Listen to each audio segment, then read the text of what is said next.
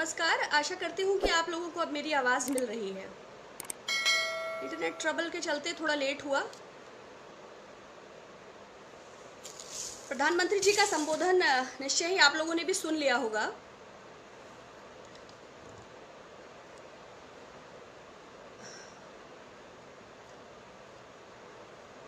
नमस्कार आप सबको। हाँ जेनी, शबनम जी, मैं माफ़ी चाहती हूँ, आज कुछ ट्रबल हो रहा है इंटरनेट में। तो आशा कर रहे थे कि प्रधानमंत्री जी फाइनली ताली थाली, आकाश से पुष्प वर्षा और कोरोना नामक प्रकाशोत्सव के बाद लगभग 50 दिन के बाद, 50 दिन पहले जब ये लॉकडाउन बिगिन हुआ था तो कोरोना संक्रमित लोग कुछ संख्या में थे। आज वो संख्या बढ़कर 71,441 हो चुकी है, जिसमें 2000 से ज़्यादा लोगों की मृत्यु हो चुकी है। तो but too little and too late, but finally कुछ पैकेज। मैंने भी दूसरे या तीसरे लाइव में, जबकि मैं कोई इकोनॉमिस्ट नहीं हूँ, मैंने इस बात का जिक्र किया था कि प्रधानमंत्री जी को जापान ने जिस वक्त डिक्लेयर किया था जीडीपी का 10% अपनी राहत पैकेज की घोषणा करनी चाहिए।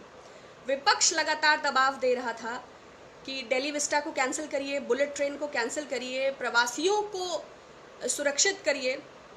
लेकिन तो आशा मेरी भी थी कि विगत 50 दिनों के इस सोशल डिस्टेंसिंग और आइसोलेशन ने हम सबको एक प्रकार के आत्मबोध और आत्मचिंतन की स्थिति में खड़ा कर दिया है।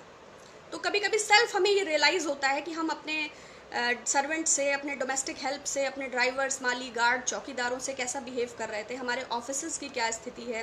ज़िंदगी एकदम से बदली। तो मैं ये एक्सपेक्ट कर रही थी कि इस 50 दिन के आत्मबोध के बाद आज जब भारत के प्रधानमंत्री हमें संबोधित करेंगे तो कुछ सारगर्भित तथ्य ज़रूर निकल कर आएंगे। Too little too late, but जो ये पैकेज की घोषणा हुई है ये कुछ अभी डायरेक्शन लेस है, क्योंकि इस वक्त जो देश के सामने बहुत बड़ा संकट है वो हेल्थ इंफ्रास्ट्रक्चर और माइग्रेंट वर्कर्स का है। जैसा कि 8 नवंबर 2016 में भी कहा गया था कि 50 दिन हमें दीजिए और सब कुछ सुधर जाएगा। अभी 25 मार्च को भी कहा गया था कि 21 दिन हमें दीजिए, सब कुछ सुधर जाएगा। लेकिन जो 2014 का ट्रैक रिकॉर्ड है वो कहीं ना कहीं विश्वसनीयता उत्पन्न नहीं करता। ऐसा हो, ऐसी हमें आशा है, लेकिन ऐसा होता नहीं है। प्लस जो विगत कुछ समय से हम देख रहे हैं, तो मैं ये आशा कर रही थी कि राज्य सरकारों को उनका बजट का पहले भुगतान हो, उनको इतनी ढील दी जाए कि वो अपने डीएम, एसडीएम, सीएचसी, पीएचसी के साथ तालमेल बैठा सकें। दुनिया के 140 देशों को देखने के बाद भारत में 1146 या 66 टेस्टिंग प्रतिदिन किसी 1 मिलियन पर हो पा रही हैं। पीपीई किट्स की हालत हम देख ही रहे हैं। जिस पत्रकार ने दिखाया उसको एसटीएफ वाले ले गए। मीडिया हालांकि मेन स्ट्रीम का लगातार, अभी टाइम्स नाउ के सर्वे के मुताबिक मोदी जी की लोकप्रियता में और इजाफा हुआ है, जो आज इस घोषणा के बाद और कई गुना बढ़ने वाला है।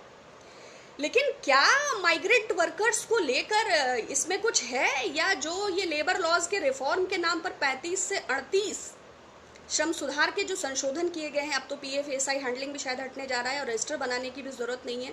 तो ऐसा तो नहीं है कि अपने व्यापारिक मित्रों और उद्योगपति बंधुओं के लिए ये 20 लाख करोड़ का पैकेज भी एक सुनहरे अवसर में, ये आपदा जो है धन उगाही के एक अवसर में तब्दील हो जाए। इसमें असंगठित क्षेत्र के लिए क्या है, संगठित के लिए क्या है, कामगार के लिए क्या है। वो जो 40 करोड़ लोग यूनाइटेड नेशंस के सहयोगी लेबर ऑर्गेनाइजेशन के मुताबिक लगभग गरीबी रेखा से नीचे जा चुके हैं, वो लगभग 12 करोड़ लोग जो गरीब अपनी जॉब गंवा चुके हैं, वो एमएसएमई सेक्टर जो लगभग बंद हो चुके हैं। 50 दिनों में बहुत कुछ बदल चुका है। जब 3 घंटे 40 मिनट का वक्त देकर लॉकडाउन किया गया तो 65 lakh inter state migrant workers का थॉट नहीं था। मगर जब वाइन की शॉप्स ओपन की गई तो 48 आवर का टाइम दिया गया था।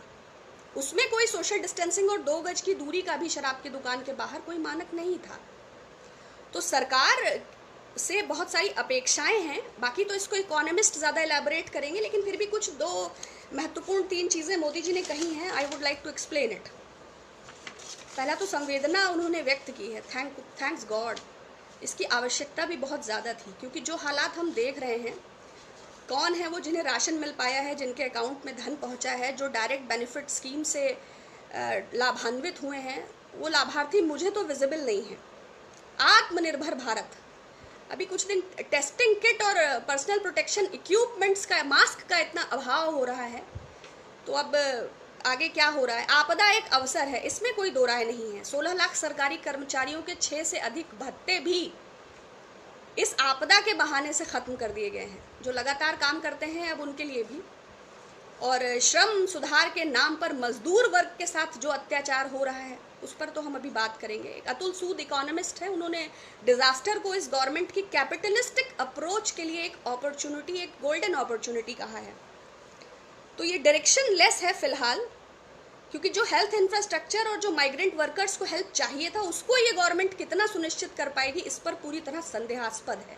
और ज़्यादा चांसेस इस बात के हैं कि ये फायदा उन्हीं पूंजीपतियों के रास्ते, उन्हीं उद्योगपतियों के पास पहुंचने के पूरे चांसेस हैं आत्मनिर्भरता के नाम पर, जिनसे बचने के लिए हम सड़क सड़क, मजदूर, ट्रैक ट्रैक, पटरी पटरी जो हम देख रहे हैं। दूसरा, उन्होंने कहा कि वसुधैव कुटुंबकम, जय जगत, दुनिया में हमारी भूरी भूरी प्रशंसा हो रही है। एग्जैक्टली हो तो रही है, क्योंकि यूनाइटेड स्टेट्स के उस कमीशन ने भी हमें सीरिया और पाकिस्तान के लिस्ट में शामिल कर दिया है। और विगत 2014 के बाद जितनी लिंचिंग्स भारतवर्ष ने देखी हैं उतना विगत 17 वर्षों में कभी देखी नहीं गई। तो निश्चय ही दुनिया हमारी ओर देख रही है, हम एक नए भारत का निर्माण कर रहे हैं। दूसरा, टेक एक्सपर्ट्स ऑफ इंडिया, बहुत सारा टैलेंट है। अगर इतना टैलेंट है तो आरोग्य सेतु जैसे ऐप को गो आईबीबो और मेक माई ट्रिप जैसी कंपनीज क्यों बनाती हैं, जिसमें 40% भागीदारी चाइनीज है। भारत के टेक का तो सत्या नडेला से सुंदर पिछोई तक और सिलिकॉन वैली से पूरी दुनिया में डंका है। तो फिर ये 40% चाइनीज हिस्सेदारी वाली कंपनियां हमारी निजता और गोपनीयता को ताक पर रखते हुए भारत सरकार क्यों आरोग्य सेतु ऐप इनसे बनवा रही है, ये भी एक्सप्लेन करना चाहिए। ठीक है, package is definitely a good thing जब ये एक्सप्लेन हो जाएगा, but what about PM cares? National disaster management act की अनदेखी के चलते देश ने इस आपदा में भयंकर कष्ट और संकट का सामना किया। जब नेशनल रिस्पॉन्सिव फंड में 3800 करोड़ रुपया था तो नया फंड आरटीआई और सीएजी के दायरे के बाहर क्यों बनाया गया, और अभी तक उसे ये पारदर्शिता सुनिश्चित क्यों नहीं की गई कि कितना धन आया और कितना खर्च हुआ? क्योंकि ऐसा ही एक फंड पुलवामा मार्टरायर्स के समय भी बनाया गया था, जब हमारे प्रधानमंत्री मैन वर्सेस वाइल्ड की शूटिंग कर रहे थे।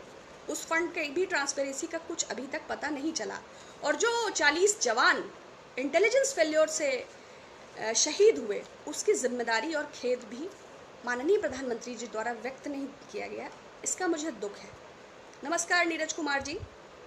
दूसरा, उन्होंने कच्छ गुजरात का उदाहरण दिया। अगर गुजरात का 15 साल का मॉडल इतना हिट था तो अहमदाबाद में 5000 से ज़्यादा कोरोना संक्रमित हैं। हेल्थ इंफ्रास्ट्रक्चर की क्या पोजीशन है जो केरला से डॉक्टर्स बुलाने पड़ रहे हैं? अभी इसी अहमदाबाद में 20 दिन पहले मैंने अपने लाइव में बताया था कि अहमदाबाद के एक हॉस्पिटल में स्वास्थ्य मंत्री के कहने पर दोनों समुदायों के लिए अलग अलग बेड्स लगाए गए थे। 600 अलग समुदाय, 600 अलग समुदाय।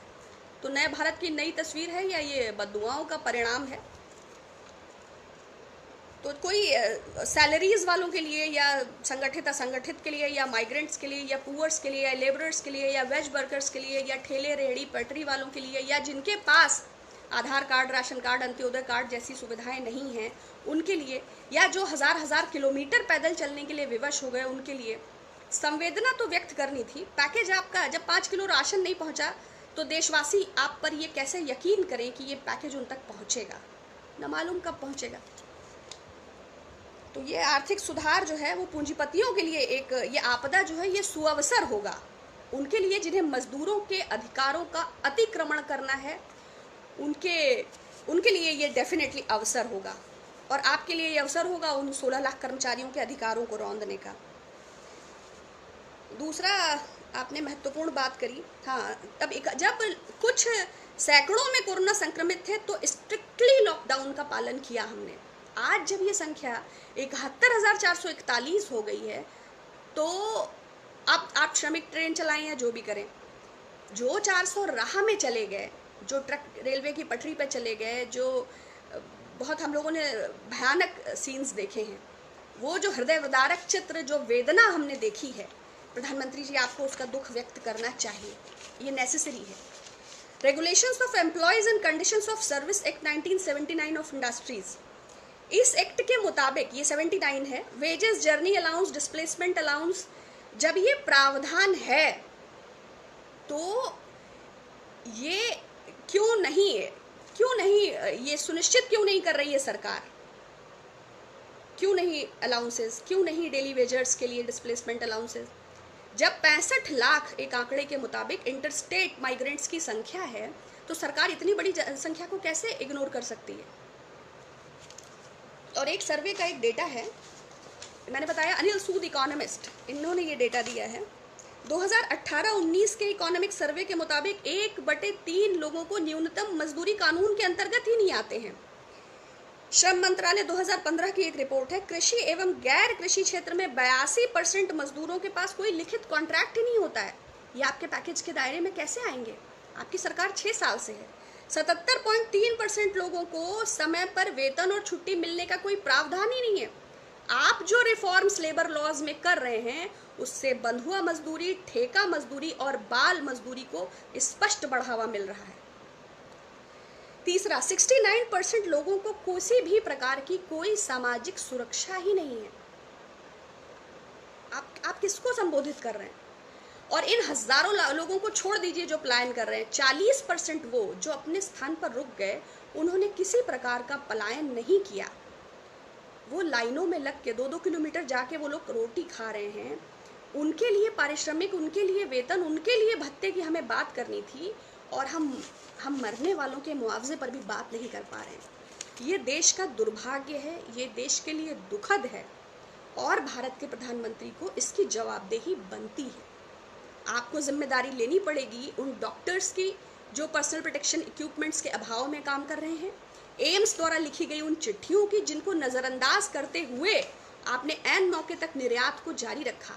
आपको जिम्मेदारी लेनी पड़ेगी कि WHO के पैंडेमिक घोषित करने के बाद भी आपने इस चेतावनी को गंभीरता से नहीं लिया, और अब आपकी सरकार के जिम्मेदार लोग सिर्फ सोशल हार्मनी एंड पीस को डैमेज कर रहे हैं।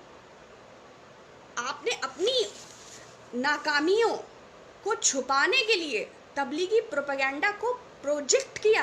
आपको इस बात की रिस्पॉन्सिबिलिटी लेनी पड़ेगी। आप एक पैकेज की घोषणा करके अपने संवैधानिक दायित्वों से मुक्ति नहीं पा सकते।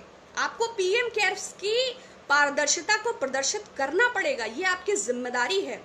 आप हिंदुस्तान के निजाम या शहंशाह नहीं हैं, एक लोकतांत्रिक पद पर बैठे हुए एक जिम्मेदार प्रधानमंत्री हैं, और हम आपसे आशा करते हैं कि उपदेश, प्रवचन, भाषण के अतिरिक्त जिम्मेदारी का प्रदर्शन करें, स्पष्टता दिखाएं अपने वक्तव्यों में। ये नैतिक शिक्षा की क्लासेस बंद कीजिए। Be very genuine, be very practical and reply and show some dignity and respect to those who are poor. वही ग्रामीण अर्थव्यवस्था की रीढ़ है। आपको याद होगा प्रधानमंत्री जी ने कहा था कि मनरेगा कांग्रेस की विफलताओं का स्मारक है और मैं इसका गाजे बाजे से ढोल पीटता रहूंगा। आज सुशील मोदी जी बिहार में कहते हैं कि वो गरीब की रोटी का निवाला है, उसकी थाली का। आज शिवराज सिंह मध्य प्रदेश में कहते हैं कि वो रीढ़ है हमारे ग्रामीण मध्य प्रदेश की। इस वक्त आपको माफी मांगनी चाहिए विपक्ष से, और आपको माफी मांगनी चाहिए उन मजदूरों से जिनका आपने मजाक उड़ाया। आपको धन्यवाद करना चाहिए खाद्य सुरक्षा कानून का और मनरेगा का, और आपको भी जमीनी नीतियां बनानी चाहिए। ये जो कॉर्पोरेट प्रैक्टिसेस हैं, ये जो आपका ये जो चेहरा कैपिटलिस्टिक अप्रोच इस श्रम सुधार कानून की आड़ में आ रहा है, आपको इसके लिए शर्मिंदा होना चाहिए। ये आपका देश है, देश ने आपको प्यार दिया है, आपका चयन किया है, आपको शिखर पे बिठाया है, आपको लोकप्रियता के आकाश पे बिठाया है। आप देश के साथ ऐसी गद्दारी, ऐसी दुर्भावना कैसे रख सकते हैं? वो मजदूर 2-2, 400 किलोमीटर चल के आपके लिए वोट डालने गए थे, आपने उन्हें रोटियों पे मोहताज कर दिया, आपने उन्हें तबाह कर दिया, आपने उन्हें बर्बाद कर दिया। आपको इसकी जिम्मेदारी लेनी पड़ेगी। सिर्फ घोषणा करके आप अपने कर्तव्यों से इतिश्री नहीं कर सकते। बहुत धन्यवाद।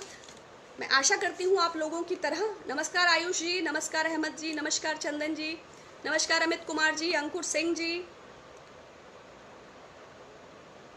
किसी के पीछे किसी को छुपने की आवश्यकता नहीं है। हम भारत गणराज्य के नागरिक हैं और ये हमारे अधिकार हैं। बहुत धन्यवाद। फिर पुनः बात होगी। तब तक के लिए बहुत शुक्रिया।